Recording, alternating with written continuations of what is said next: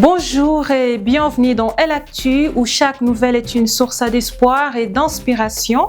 Découvrons ensemble les actualités de ce jour.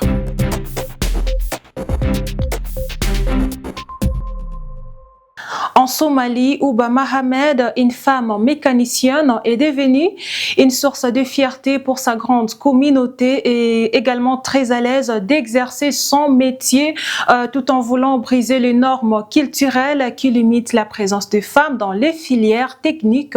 Nous vous laissons découvrir ce grand parcours.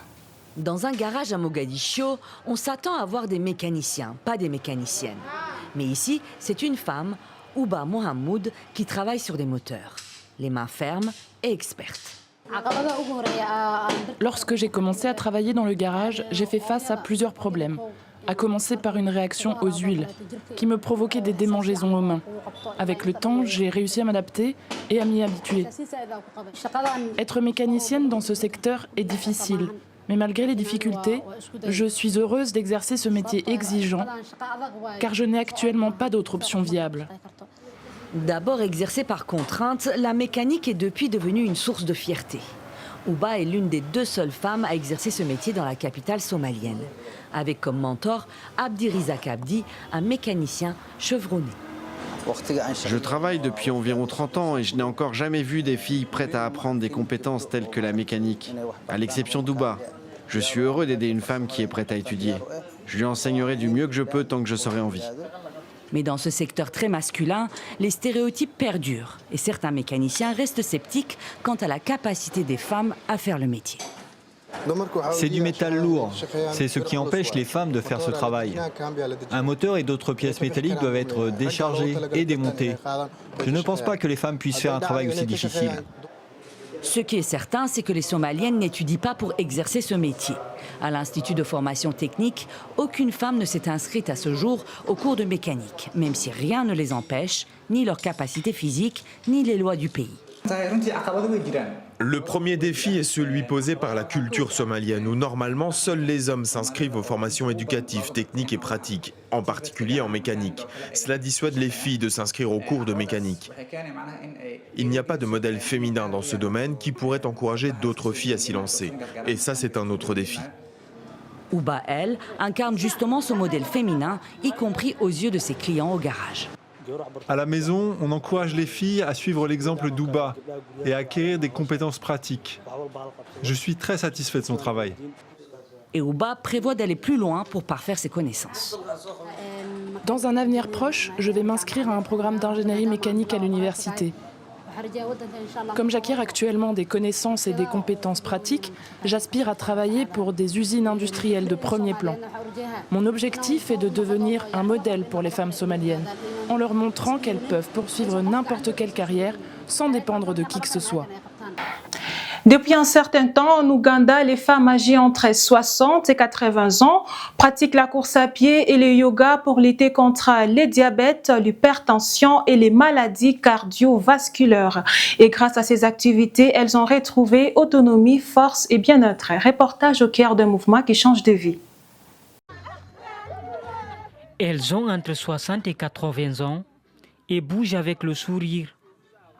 À Jinja, dans l'est de l'Ouganda, ces femmes âgées font de la course et du yoga. Objectif, lutter contre le diabète, l'hypertension artérielle et les maladies cardiaques. Grâce à ces activités, ces femmes ont retrouvé leur autonomie. Mes jambes me faisaient très mal. J'avais des douleurs à la poitrine. Je ne pouvais pas bouger mes mains comme ça. Et même pendant que je dormais, c'était difficile. Aujourd'hui, mes nuits sont meilleures et je peux accomplir toutes mes tâches ménagères. Ce programme a été lancé il y a 5 ans par la Fondation Gaboula Royal. L'organisation mobilise aussi des médecins qui assurent un suivi régulier des participantes. C'était quelque chose de nouveau. Les gens venaient par curiosité pour voir ce qui se passait ici. Et bien sûr, il y a un service pour mesurer leur tension artérielle et leur taux de sucre. Nous leur donnons aussi des carnets pour qu'elles notent leur niveau au départ, afin qu'on puisse les évaluer 3 mois plus tard. Ces activités contribuent à lutter contre l'obésité chez les femmes ougandaises. Ce phénomène a connu une forte progression, passant de 4 à 10% entre 1995 et 2019.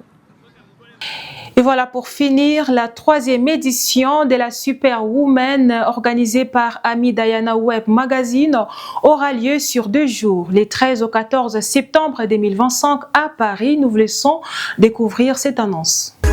Je suis ravie de vous recevoir dans nos centres où s'organise la 4e édition de la Superwoman organisée par Ami de Ayana Web Magazine.